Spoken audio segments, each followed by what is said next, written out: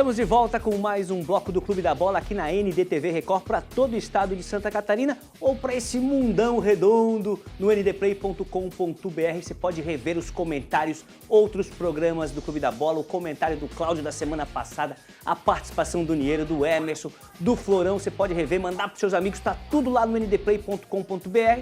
Se não precisa, Mancha, mas ele tem que entrar, fazer um cadastro lá, 10 minutos preenchendo ficha. Não, nada.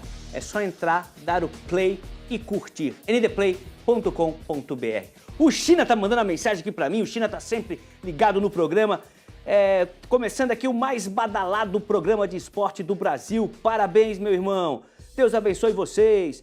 Manda um abraço pro China, pra mãe Betina, pro filho Matheus, pro irmão Diego Careca, pro filho Leonardo e para todos os familiares. Ele coloca no final, o China não perde tempo, já agradou a família inteira, abraço dado. Nossa enquete, mais uma parcial, 2 times catarinenses entram em campo daqui a pouco às 5 horas pela Série C. Será que a hashtag Figueira, hashtag Brusque, hashtag os dois avançam para a próxima fase ou nenhum? Figueirense cresceu um pouquinho, 15,4%. Com isso, diminuiu ali um pouquinho a porcentagem do Brusque, né, que foi para 53,8%. Os dois, 23,1%. E nenhum, tem a turma ali que não, nenhum vai, vão ficar na Série C, vão disputar a Série C do ano que vem, 7,7%. Tem mensagem também chegando no 489-9191-4706. Werley. Figueirense se classifica para a segunda fase da Série C e vai brigar para subir de divisão do Campeonato Brasileiro de 2026. O Werley está bem confiante. Vamos para a próxima? Tem mais uma? Renilton, Criciúma com a contratação do gerente Ítalo Rodrigues e com o técnico Eduardo Batista, eles vão colocar o Tigre novamente na Série A do Brasileirão em 2026. Eu transfiro esse comentário do Renilton para Rafael Niero, que tá lá, né, que vive o dia a dia do Tigre. Realmente a chegada do Eduardo passou por uma turbulência ali, foto sorrindo, foto triste, novamente foto sorrindo, e a do Ítalo mexeu com o Criciúma, né? Com certeza, Mancha, foi preponderante aí essa chegada do Ítalo e a do Eduardo Batista para esse salto na tabela de classificação. Tanto é que o Eduardo Batista ele pega a equipe na 15ª colocação, prestes a entrar ali no G4, poderia até ter, se perdesse lá para o Paysandu no campeonato, na Série B, ali nas rodadas iniciais, quando o Eduardo assumiu, poderia até ter ficado com a lanterna da competição. Depois o Ítalo vem, tira as peças que não estavam sendo utilizadas, alguns jogadores que estavam treinando separado do elenco principal, outros que já não estavam rendendo mais e que não serviam mais para o time, né? Fez uma redução brusca na folha de pagamento do Criciúma, aí, que chegou a mais de R$900 mil, e o Criciúma começa então a trazer algumas outras peças aí, algumas chegadas importantes, né? Jean Carlos, que hoje não é titular ainda, mas fez o gol da última vitória do Criciúma jogando fora de casa. Vieram outras peças importantes, o retorno do goleiro Alisson, tivemos aí a chegada do lateral esquerdo Felipinho, Marcinho, Léo Maná agora. Então foi muito importante esta vinda do Ítalo Rodrigues, associada à vinda também do Eduardo Batista. O Eduardo acertou as coisas dentro de campo. O Ítalo conseguiu renovar esse elenco, recuperar jogadores que inclusive não estavam sendo utilizados. Aqui, quando o Ítalo até chegou aqui, foi feita uma lista, Mancha, uma lista de transferências desses jogadores que não estavam sendo aproveitados, que pudessem ir para outros times para reduzir a folha. Dentre estes nomes estava o do Jonathan Robert, que é hoje o 10 do Criciúma, e que assumiu a titularidade, vem fazendo gols, dando assistências e é um dos melhores jogadores aqui ao lado aí do Marcinho, do Rodrigo, um dos melhores da temporada até aqui. Mas o torcedor aí está coberto de razão, viu? A vinda do Eduardo e do Ítalo realmente mudou o cenário do Criciúma. Nossos multiespectadores são qualificados, né? Renilton sempre participando do programa, mandando mensagem e tá confiante aí nessa reta final não, né? Nesse restante de Série B pro Criciúma. O que só você viu, Rafael Niero, nesse jogo, nessa vitória? E depois nós vamos ter em sonora do Eduardo Batista e tem o lance separado do pênalti pra gente fazer esse giro com o Cláudio, com o Florão e também com o Emerson Luiz. Foi ou não foi pênalti? Mas antes, o que só você viu? Ô, Mancha, foi um jogo difícil para o Criciúma, um jogo cheio de erros, inclusive principalmente no primeiro tempo. As chances que foram criadas ali pelo Remo, o Remo teve umas 6, 7 chances ali de abrir o placar e todas essas chances foram criadas praticamente pelo Criciúma, erros de passe, erros na saída de bola, que comprometeram inclusive o Criciúma no primeiro tempo. O segundo tempo voltou um pouquinho diferente, o Criciúma teve até uma ou duas oportunidades ali primeiro com o chute do Diego Gonçalves, depois teve uma com o Borassi que entrou, tentou fazer um drible, fazer um gol parecido com o que ele fez no jogo em casa, no último jogo em casa, e aí perdeu a chance, mas praticamente o goleiro do Remo, ele não trabalhou. E o único chute que foi no gol, que foi o chute de pênalti do Jean Carlos, entrou. Mas foi um jogo de muitos erros. Eu imagino que até tenha sido um dos piores jogos aí do time com o comando do Eduardo Batista, cheio de erros, um jogo nervoso. Criciúma parecia que não conseguia trocar 2, 3 passes e isso comprometeu muito o Criciúma durante toda a partida, que sofreu muito. Só que foi premiado com este pênalti no final da partida e o gol aí do Jean Carlos, Mancha. Mas foi um jogo bem ruim do Criciúma, viu? Legal. O técnico Eduardo Batista, né, ele falou com a imprensa aí sobre a janela de transferências, possíveis novos reforços que podem chegar ao estádio Heriberto Rios. Fala, Eduardo! A janela, ela fecha, né? Eu acho que o Ítalo vai ter novidades aí, né? Acho que ele vai passar para vocês aí, né? Como eu disse, né? A gente trabalha bastante, a dificuldade do mercado de se contratar, ela tá bastante difícil, mas o Ítalo vai ter novidades aí para vocês até terça, né? Terça-feira que fecha. Acho que na segunda-feira já deve ter alguma coisa. Pensei que Eduardo ia revelar algum nome, não revelou. Tá aí sabendo de mais alguma coisa, Niero? Não, Mancha, não se fala em nomes, pelo menos até agora. A mais recente contratação foi a do Jota, que é um camisa 8 ali, joga de volante, segundo volante, vem do Bahia por empréstimo, foi a última contratação do Criciúma. Agora é o seguinte, se o Criciúma quiser subir para a Série A do Campeonato Brasileiro, precisa sim de peças de reposição, Mancha, principalmente aí de um zagueiro, mais um atacante, né? Então devem vir aí mais 2 ou 3, segundo o próprio Eduardo Batista, devem ser já apresentados ou anunciados pelo menos na segunda-feira, mas precisa. Vou te dar um exemplo, o Criciúma perdeu aí uma peça importante para esse jogo que passou contra o Remo, que era o Marcelo Benevenuto. Inclusive até havia a possibilidade do Benevenuto retornar para o Fortaleza para depois defender o Juventude na sequência da temporada da Série A. Esse jogo agora, sem o Marcelo Benevenuto, o Eduardo ele recuou o Marcinho para fazer essa função de um terceiro zagueiro ali no lugar do Benevenuto e colocou o Léo Maná no jogo. Só que ele acabou mexendo em 2 peças e nenhuma das duas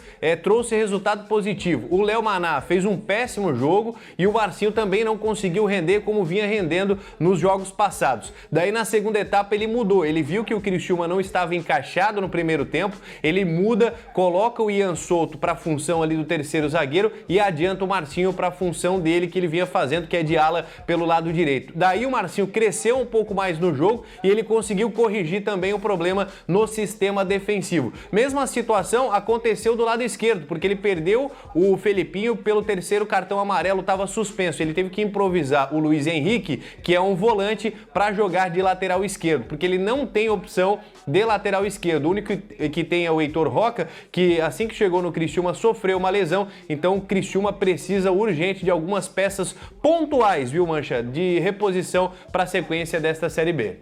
Legal. Agora a gente vai falar desse lance aí, né? Que foi o lance que gerou muita reclamação dos torcedores, dos jogadores do Remo, dos dirigentes do Remo, mas foi o lance que deu ali origem ao gol que colocou o Criciúma com mais 3 pontos na tabela. Começa com Cláudio Caticata aí no slow motion. O Cláudio gosta do slow motion, ó. Slow motion, na primeira vez quando eu vi na velocidade normal, eu pensei que tinha sido de cabeça, o jogador do Criciúma tinha afastado essa bola meio que sem querer, né? Jogou meio pra cima, mas depois, foi pênalti ou não foi?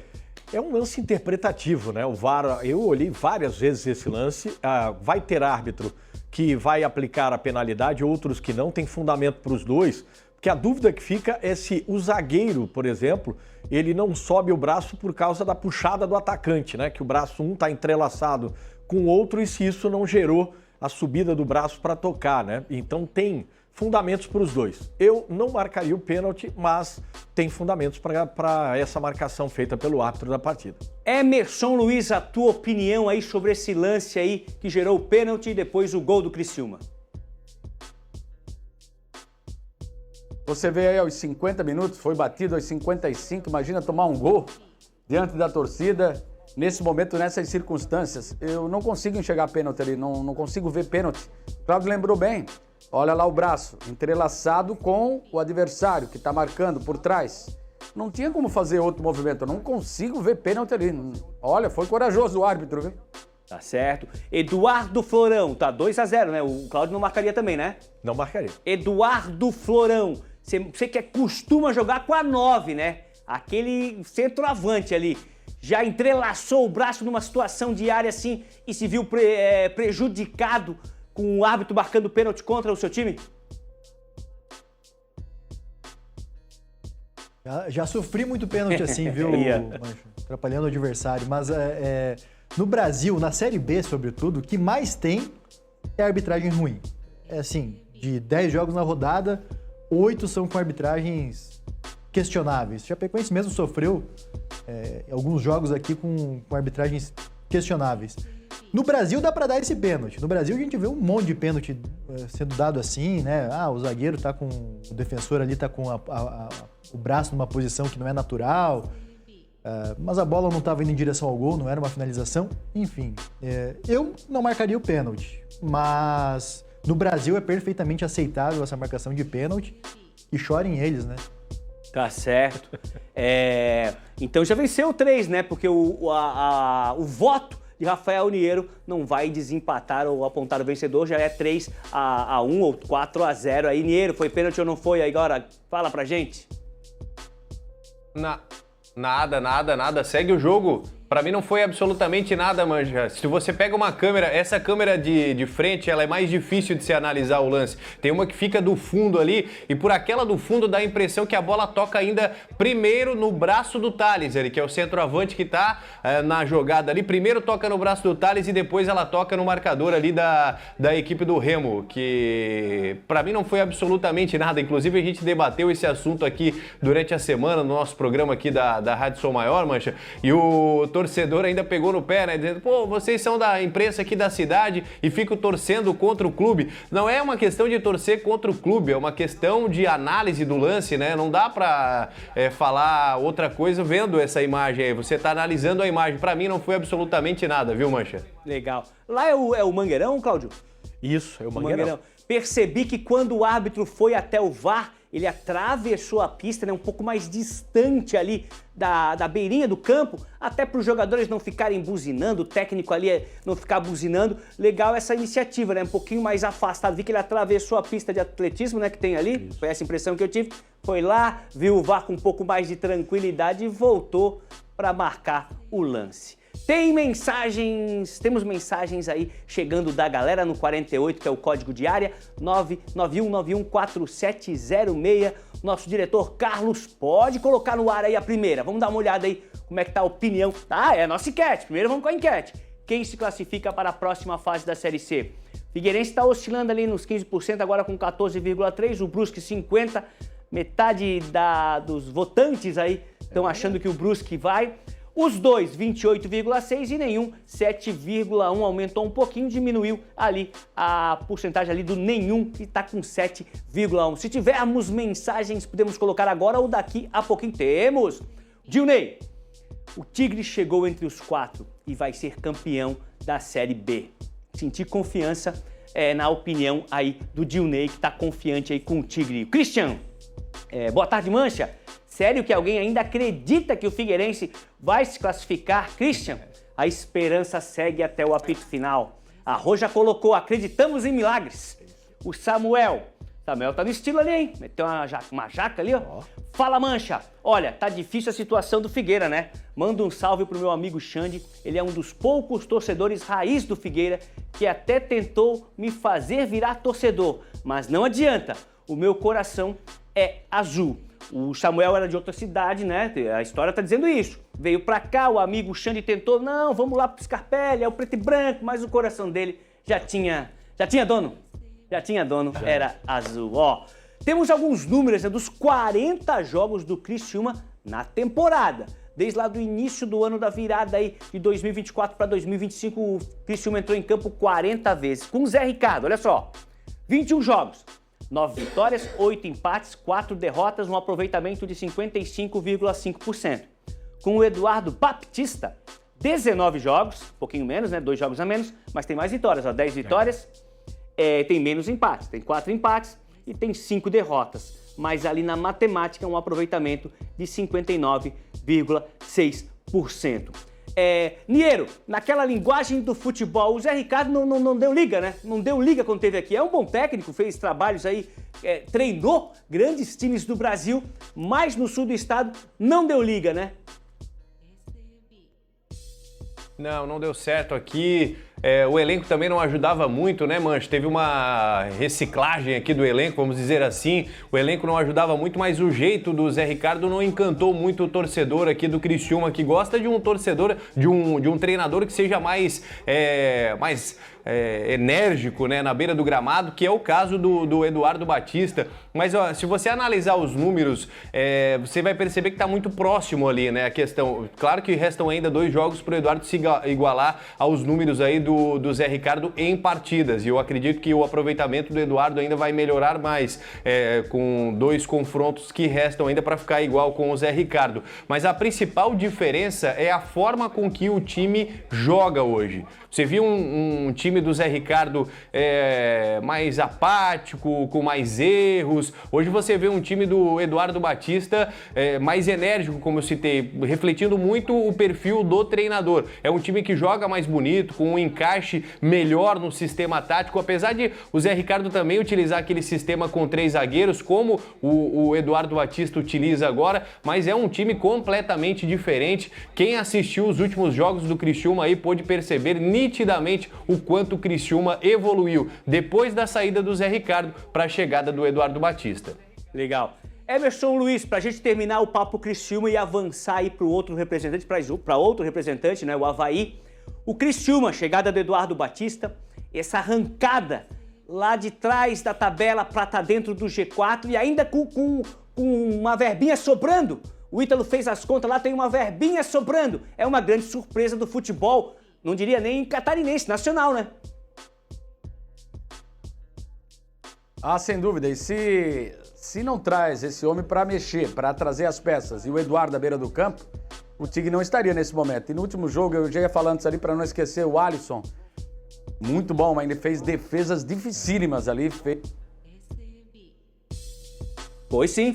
O Alisson foi um dos destaques aí, como foi o Igor Gabriel no jogo do Figueirense. O Figueirense abriu o placar, mas o Igor salvou demais, e o Alisson também, lá no Mangueirão. Avaí e Amazonas, o jogo que marcou negativamente essa campanha e magoou o torcedor, né, que vinha com uma grande expectativa de se aproximar ali do G4. Cláudio Caticati, o que aconteceu? Muita gente está dizendo que é o lance do salário. Os caras não estão jogando, vou botar meu pé ali, a gente ouve isso dos amigos, dos colegas, né? Vou botar meu pé na dividida, não estou recebendo, tá? Como é que tá essa situação? Tem até uma sonora do Jair Ventura daqui a pouquinho. A situação dos salários atrasados continua, apesar de que ontem, sexta-feira, pingou uma parte dos valores, ainda um valor baixo, né, para cada um dos atletas. Foram notícias de bastidores que a gente ficou sabendo aqui, mas não entrou nesse jogo Avaí Amazonas aqui na ressacada, não. A gente viu ainda um time né, com esse trabalho muito profissional, jogadores que se empenham dentro de campo. O que aconteceu é que o Amazonas, do Márcio Zanardi, veio com uma estratégia de jogar no erro do Avaí. E como vocês estão vendo aí, né, as imagens em casa, você vai avaliar que a equipe do Amazonas conseguiu. O Avaí deu esses erros, né? Proporcionou 2 erros que geraram os 2 gols da equipe do Amazonas. Uma saída de bola errada do zagueiro Jonathan Costa e uma falta boba no final da partida. O Avaí tinha acabado de empatar com o garoto Taylor, que fez um golaço, daqui a pouco vocês vão ver aí nas imagens, e ia pro abafa para virada. Aí no finalzinho uma falta boa próximo da área, um golaço do Henrique Almeida. Então veio uma equipe totalmente fechada, como a gente tinha colocado na semana no Jornal ND e no portal ND+. Isso se confirmou do jogo na ressacada e os 2 erros aconteceram, jogou no erro e o Avaí proporcionou. Agora vai ter que buscar, né, esses resultados, essa perda de pontos fora de casa, começando contra o América, né, na próxima partida, porque se você avaliar os 4 primeiros jogos do turno, o Avaí tinha feito 8 pontos e agora está deixando a desejar. A gente que avaliava aqui que para subir teria que fazer um retorno melhor, o Avaí está fazendo em pontuação um retorno pior. Isso preocupa. Ó, 2 coisas, né? Não é a opinião do Mancha, né? Que vai tirar o pé, que não vai entrar na dividida. A gente conversa com o pessoal, com o torcedor do Avaí, encontra na rua, encontra no supermercado, encontra os colegas aqui na TV que torcem pro Leão da Ilha. E é o assunto, né? O salário tá atrasado, o Avaí não deu essa queda no futebol, acabou perdendo para a equipe que estava lá embaixo e tal. E o técnico Jair Ventura tem sido muito cobrado, né? Para falar sobre isso. Não acho que é responsabilidade dele, que ele deve falar, mas ele falou sobre a derrota e sobre essas questões salariais logo após o jogo contra a equipe do Amazonas. Agora sobre a situação, quando você vai ganhando, vai escondendo um pouco, né? Mas é difícil você ficar 3 meses, né? Hoje a gente completou 3 meses sem receber. É difícil, porque de repente um jogador A ou B, você consegue ter uma reserva e quem não tem? Como é que você chega em casa, como é que você paga o colégio da tua filha, como é que você paga a luz, a gás, você tem dificuldades. E em nenhum momento o nosso jogo, a nossa derrota, foi por conta disso. A gente tem que assumir as nossas responsabilidades. Mas a gente está praticamente todos os dias, em vez de se preocupar e a gente trabalhar, em ter que neutralizar crises. Pessoas que estão passando dificuldades, pessoas que não têm de onde tirar, né? E a gente está tentando ajudar de alguma maneira essas pessoas. Mas a gente não pode botar a responsabilidade da derrota de hoje, tanto que a gente já vem com esses problemas há tanto tempo, só que a gente vinha vencendo. E quando você não vence, né, fica tudo ruim. Né? A situação financeira, o fulano tem que jogar, o sistema, 3 volantes, 4 atacantes, não sei o quê, começa tudo errado, cara.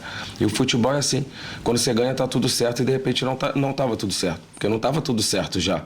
Quando a gente ganhou de 5-0, quando a gente ganhou, a gente não tava tudo certo. Só que a gente tem um momento que ia perder. E aí, quando você perde, fica tudo mais aflorado. Mas a gente sabe da nossa responsabilidade, só que volto a repetir, o teu calo não é igual ao meu. Mas se o teu calo tá doendo, eu tenho que sentir a sua dor. E a gente não sabe o que está passando dentro do vestiário, são 30 atletas. E a gente não sabe como cada um tem as suas dificuldades de reagir.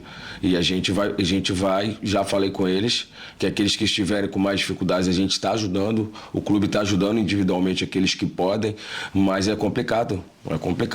Eu nunca fiquei tanto tempo assim.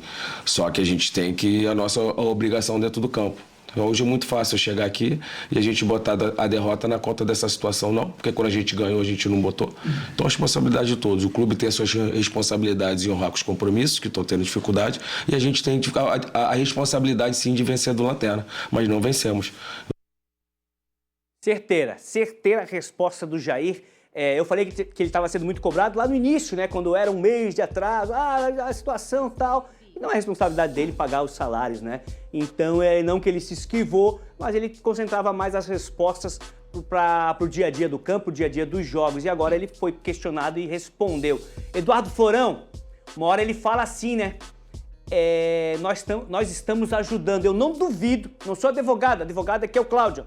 Advogado é o Cláudio. Não sou advogado do Jair, mas eu não duvido que ele não está tirando um dinheiro do bolso para ajudar o funcionário, não o jogador badalado, né? Mas para ajudar aquele funcionário que recebe um pouco menos, que está com um pouco mais de necessidade com esses atrasos aí, com colegas dele ali que estão com um pouco mais de dificuldade. Não sei se acompanhou de perto a passagem dele por aí. Pois é, Mancha. É uma situação complicada que vive o Avaí, né? Não é uma equação fácil. O Jair Ventura passou por aqui no momento de Série A do brasileiro, não venceu pela Chapecoense, mas quando ele veio aqui, o time era limitado para a Série A, mas não tinha essa questão do salário atrasado. Mas um ano antes dele vir, a Chapecoense lidou com os salários atrasados, inclusive 7 meses de direito de imagem. Numa Série B de Campeonato Brasileiro, a Chapecoense foi campeã. O que tem que pode ser de lição também para o Avaí, é que a Chapecoense tinha um vestiário muito forte naquela ocasião. Alguns jogadores ali que despontavam como lideranças. Alan Ruschel, João Ricardo, Humberto Louser segurou muito as pontas para evitar que essa questão dos atrasos salariais interferissem dentro de campo, mas a Chapecoense foi campeã estadual e foi campeã da Série B do Brasileiro com salários atrasados. Eu vou discordar um pouco do Jair Ventura, que, enfim, é um cara experiente no futebol já, né? Ele falou, o clube está ajudando. O clube não está ajudando ninguém.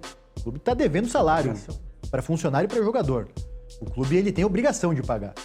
Então, principalmente, quem mais sofre com essa situação toda são os funcionários que estão ali no staff, que dão um suporte. É muito difícil segurar a barra de não deixar isso chegar dentro do campo. É muito difícil mesmo, assim, tem que ter uma comissão técnica forte, tem que ter um grupo de jogadores também muito fechados ali para evitar que isso chegue. Aí agora, como é que o treinador vai ser cobrado por um desempenho se os jogadores deixam de treinar, se a concentração não é adequada da maneira como deveria? Então, o último culpado, evidentemente, é o Jair Ventura. Nessas horas em que a situação está apertada assim, você tem que recorrer a quem? Aos caras mais experientes, aos medalhões, né, do elenco. E também tem que dar oportunidade para a garotada, porque a garotada não tá pelo salário só. Então, vários jogadores da base aí do Avaí, que sempre foi um clube muito forte na formação de jogadores, sempre teve esse histórico de ir colocando aos poucos os jogadores em competições nacionais, e tem que ir colocando Taylor, Higley, enfim, vários jogadores aí que são bons, já deram resultado dentro de campo, e que talvez essa questão do salário ela não fique tão apertada, porque o que eles querem mesmo é uma oportunidade, mas não é uma equação fácil. Agora, o clube não está ajudando ninguém. O clube tem a obrigação de pagar salário para funcionário e para jogador. Boa! Deixa eu só dar o stop aqui. Não sei se você sabe, Florão, que às vezes eu gravo o comentário do Badá pra ouvir depois, né? Tão bom que é, né? Gravei o seu aqui pra curtir daqui a pouco novamente. Fera demais. Cláudio, como é que você interpretou ali as palavras do Jair, essa sonora do Jair? É claro que ele falou muito mais na entrevista coletiva, né? Mas a gente fez esse recorte, que era o assunto ali, derrota e salários. Mancha, até quando você chamou essa sonora, me lembra a situação que até então o Jair ele não estava falando a respeito. A partir do momento que o treinador ele sente a necessidade de falar, é porque está começando, como a gente vem falando no Clube da Bola há algumas semanas, começa a trazer prejuízo. Não foi no jogo, vocês viram os melhores momentos. Para o amigo de casa ter uma ideia, o Avaí no segundo tempo teve 72% de posse de bola. Que foi a estratégia ali do Márcio Zanardi. Mas vocês viram o que falou o técnico Jair Ventura. Começa a afetar o dia a dia. E mais, linkando com o que falou o Eduardo Batista, treinador do Criciúma. Fecha uma janela terça-feira de contratações. Os jogadores do Avaí, como se sabe na Lei Pelé, podem ter a rescisão unilateral por 3 meses de salários atrasados, e tem clubes da Série A buscando jogadores na Série B. Pode perder peças importantes, inclusive. Tudo isso afeta não só dentro de campo, com a possibilidade de perder bons jogadores. Legal, vamos colocar o Emerson nesse papo também, palavras de Jair Ventura. O Emerson conhece muito o trabalho do Jair, né? Passou por grandes clubes, passou por Santa Catarina e hoje o técnico do Avaí, até pouquíssimo tempo, inquestionável o trabalho dele, mas agora com tudo isso que está acontecendo, o torcedor às vezes movido pela paixão confunde tudo. Eu falei semana passada, você lembra aqui, Mancha, que sempre considerei uma bobagem essa lei do silêncio dos jogadores.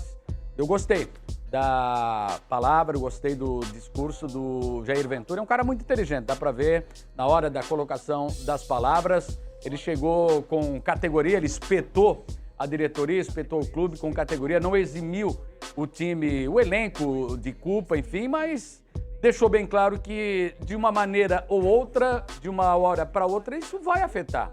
Eu gostei, porque eu vou usar o exemplo aqui do Evandro Guimarães, o técnico do Metropolitano. Estava numa nhaca, estava numa situação tão difícil, a ponto de não estrear na Série B catarinense, por conta de problemas jurídicos, por conta de ações trabalhistas. Em cima da hora, o clube conseguiu uma liminar e entrou em campo no clássico contra o Blumenau, até perdeu o jogo por 1-0.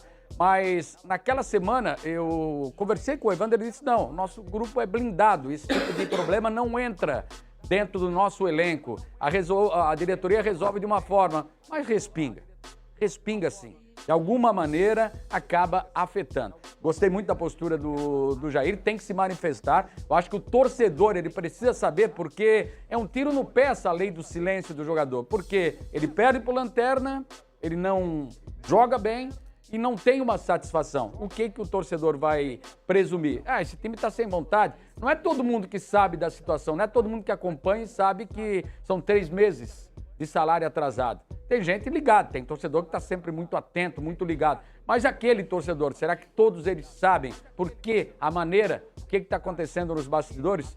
Jair Ventura, valeu, é isso aí mesmo, tem que tocar o dedo na ferida.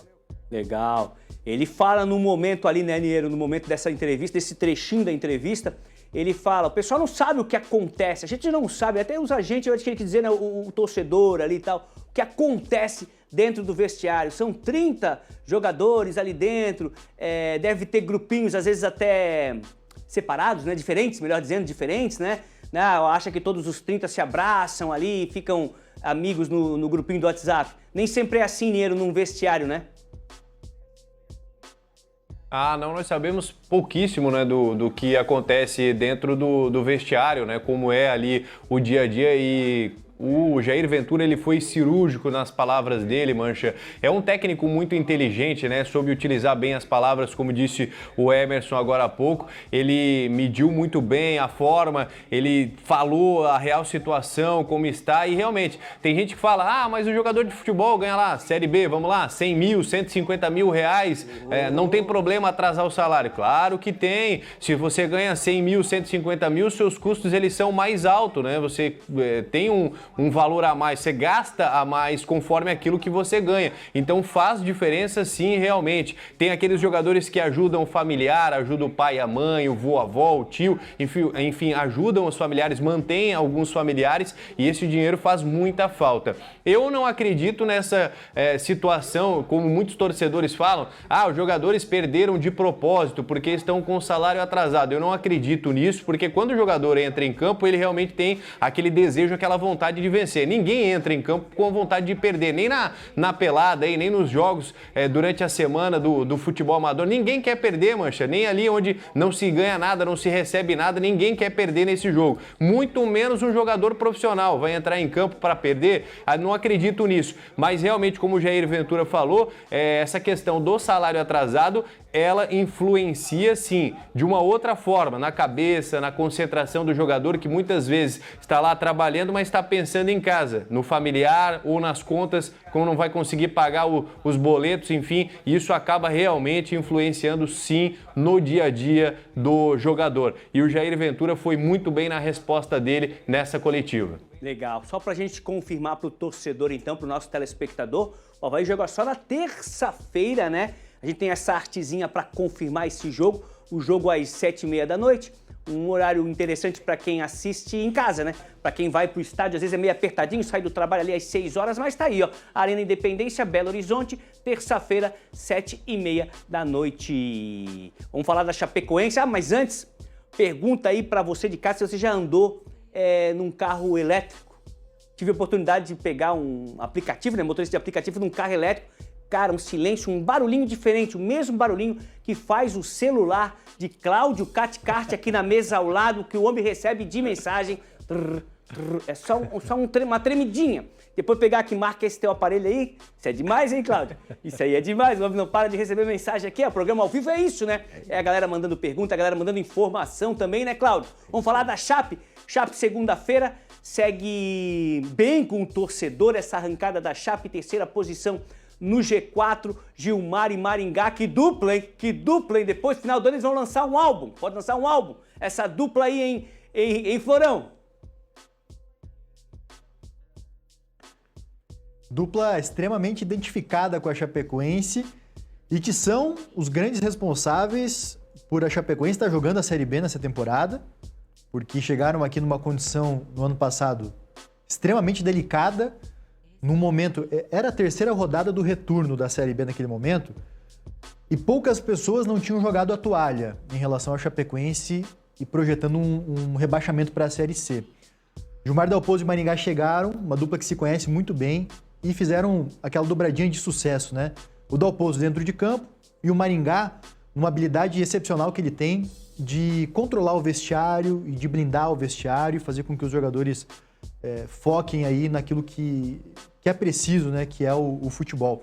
Então, muito do que a Chapecoense está vivendo hoje é também por conta dessa dupla, mas também pela continuidade que se teve com o elenco. Muitos jogadores desacreditados do ano passado para esse, né? Foram mal na Série B do ano passado, mas que mesmo assim ganharam um voto de confiança da diretoria, do departamento de futebol, para permanecer nesse ano. O próprio Giovanni Augusto, que a gente estava comentando há pouco, o próprio Giovanni Augusto não fez uma temporada excelente pela Chapecoense no ano passado, pelo contrário, e agora ele vem sendo o grande maestro do time nessa Série B do Campeonato Brasileiro. E a Chapecoense com essa chance real, né, precisa vencer o Vila Nova, uma chance real aí de saltar para a segunda posição. Nem o mais otimista torcedor da Chapecoense imaginava que a Chapecoense chegaria no início do retorno da Série B, estando ali nas primeiras colocações e brigando não só pelo acesso, mas brigando também de olho nos primeiros colocados aí, porque realmente o Chapecoense pode ganhar mais posições aí caso vença o Vila Nova. Não vai ter o Giovanni Augusto, está fora desse jogo, suspenso pelo 3º cartão amarelo. Não tem também o Mailton. O Mailton é assunto do passado, né? Foi embora, já não esteve no jogo na vitória sobre o Atlético, mas é um jogador que também faz muita falta. Mas o Giovanni Augusto tem sido líder, colocou a bola debaixo do braço contra o Atlético, comandou a vitória da Chape em Minas Gerais e vai fazer muita falta. É um jogador difícil de substituir. Tanto que o Dalpozo trabalha em trazer o Marcinho, que é um atacante de lado de campo, fazer essa função mais centralizada. Ou caso o Márcio Júnior, que é o Marcinho também, né? O Marcinho que estava no Joinville, no Catarinense, se ele tiver condições de jogo, vai ser titular para não perder tanto a característica do time aí que tem indo muito bem nesse desenho, nessa formatação tática. Florão, eu brinquei ali que essa dupla é tão boa que poderia gravar um álbum aí. Você que conhece os dois mais de perto, qual seria o gênero musical escolhido aí por essa dupla? É o sertanejão raiz? O Gilmar é meio do rock, não é não? Eu acho que teria que ser mais uma música gauchesca. Gauchesca. O Dalpozo é aqui catarinense, de Quilombo, aqui da região oeste, mas viveu muita parte da vida no Rio Grande do Sul. O Maringá é do Paraná, aqui quase na fronteira com Santa Catarina. Acho que uma música gauchesca tá bom. Canção nativista com Gilmar Dalpozo e Maringá. Eita, esse disco aí eu queria ouvir. Com certeza. Temos a arte desse jogo, né? Chape entra em campo só na segunda-feira contra o Vila Nova. Jogo às 7 da noite. Aquela coisa, para quem vai ver em casa, ouvir no radinho lá em casa, no conforto da sua casa, é um bom horário. Para quem tem que sair do trabalho, né? E correr para a Arena Condá, às vezes fica um pouco apertadinho, mas tá aí, né? Chapecó, segunda-feira, Chapecoense e Vila Nova. Emerson Luiz, falei que o Caxias estava naquela prateleira dos times enjoados e o Vila também dá para entrar mais ou menos aí nessa prateleira, né? Quando enfrenta os catarinenses, tem muitas lembranças aí do Vila aprontando. Chato. O time que tá brigando também para subir, por isso você vai colocar depois, ou deve aparecer, a nossa enquete, o nosso palpitômetro, eu coloquei empate, mesmo com a Chapecoense jogando em casa, mesmo embalada desse jeito, tá firme ali no G4, mas eu acho que vai ser um jogo chato. Vila Nova é um time que tem uma grande estrutura lá em Goiás e também montou elenco para subir, Mancha. Legal, a gente tem aí uns números do Giovanni Augusto, né? Florão já disse pra gente que não joga, mas o Giovanni Augusto tem 19 jogos. Vamos lá, 19 jogos, já apareceu ali, né? 2 gols pela Chapecoense aí nesse campeonato. Vamos lá, tem 9 assistências, é o Garçom Giovanni é o Garçom. E minutos em campo, 1.464 minutos em campo. E líder de assistência em assistências na Série B, né? Eu ia fazer uma brincadeira na hora ali, né? Acabei deixando passar, mas o Giovanni amadureceu muito bem, né, Cláudio? Né? Tem jogador que vai ficando um pouco mais maduro, um pouco mais experiente e não tem o rendimento, não tem essa importância que o Giovanni Augusto tem nesse momento com a camisa da Chape. Fica bem de branco e preto e fica bem de verde também. Palpitômetro aí, Chapecoense e Vila Nova, a opinião da galera do Clube da Bola. Você pode mandar a sua opinião também no 48 991 91 4706. Vamos ver o palpite. Cláudio Caticarte, econômico, 1-0. O Florão botou 2-1, a vitória da Chape com um pouquinho de emoção. O Emerson já deu o spoiler ali, colocou o empate, o placar 2-2. Cacá Oliveira, 2-1 também. Eu já tô alegre, né? Tô alegre, eu quero a alegria de Chapecó, a alegria do Oeste. Eu botei 3-0. E o Niero, 2-0, todo mundo apostando numa vitória da Chape. Ah não, tem o empate do Emerson, mas ninguém apostou no Vila, apesar de conhecermos como esse time é enjoado em Niero. É verdade, Vila Nova é realmente um time enjoado de peças conhecidas aí, né? Como o Ralf, volante, enfim, mas tem alguns jogadores experientes aí nesse elenco, a equipe do Vila Nova. Mas a Chapecoense está vindo aí de bons resultados, tem uma bela campanha em casa também, vem conquistando bons resultados fora, isso é importante também para um campeonato de pontos corridos. E o time do Gilmar Dalpozo tá bem encaixado, né? Vitória na última rodada, a Chapecoense vem desempenhando um bom futebol, não é o mesmo lá do Campeonato Catarinense, evoluiu muito, assim como o Criciúma. E até falando desses resultados de vitória, que foram colocados aqui, os palpites, né? Eu também acredito na vitória, eu coloquei um 2-0, e esse resultado é importante até para o Criciúma, porque daí o Vila Nova é um dos candidatos também ao acesso à Série A do Campeonato Brasileiro, já ficaria mais longe aí do G4, né? Porque vamos supor que o Vila Nova vença, vai a 36 pontos, já encosta no G4 aí, fica a 3 pontos do Criciúma, já encosta na Chapecoense também, então uma vitória da Chape seria bom até para o Tigre, para deixar os dois catarinenses mais longe aí do quinto, do sexto, do sétimo colocado desta Série B. Tá certo. Vamos fazer o seguinte, mais um intervalo aqui no Clube da Bola e a gente volta para falar aí de Série D, Segundona Catarinense e também Série A. Tem um jogaço amanhã na tela da NDTV Record. Para muitos, dos maiores derbys do futebol mundial. Daqui a pouco eu conto mais.